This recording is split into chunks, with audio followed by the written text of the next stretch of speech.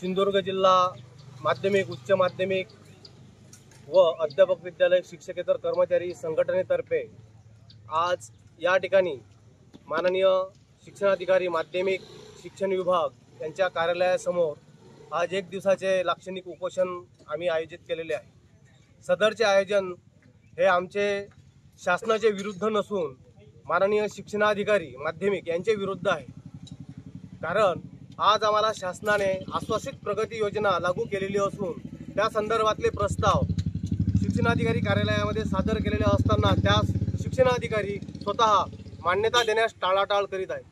त्याचबरोबर न्यायालयामध्ये बरेचसे आमचे शिक्षकेतर कर्मचारी गेलेले आहेत। न्यायालयाचा आदेश होऊन सुद्धा त्यांना सुद्धा आज मान्यता दिलेल्या नाही आहेत। शासनाने महाराष्ट्र शासनाने नवीन भरतीसाठी GR जाहीर केलेला आहे। त्यासाठी नोकर भरती चालू झालेली असताना सुद्धा आजही आमच्या जिल्ह्यातील शिपाई बांधव असतील लिपिक असतील त्यांच्या सुद्धा आज मान्यता दिलेल्या जात नाही।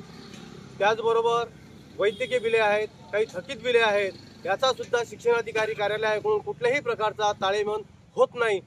कारण मुद्दाम टाळाटाळ केली जात आहे। या सर्व विषयाची गंभीर बाब म्हणून आज अनुकंपा तत्वावर ज्याच्या घरातला आई किंवा वडील मृत्युमुखी पावलेला आहे त्या घरात आज चूल पेटत नाही, त्यांची मुलं आज उघड्यावर आहेत, अन्न खायला नाही आहे, त्यांना सुद्धा आज अनुकंपा तत्वावर नियुक्त केल्या जात नसल्या कारणामुळे आज इथं आम्ही हे लाक्षणिक उपोषण आयोजित केलेलं आहे।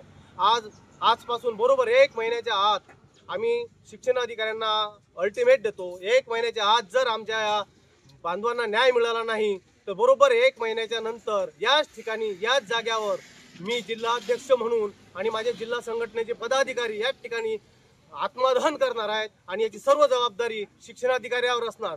या आंदोलनासंदर्भात आज या ठिकाणी आम्हाला विविध शैक्षणिक संघटनांनी सुद्धा पाठिंबा दिलेला आहे।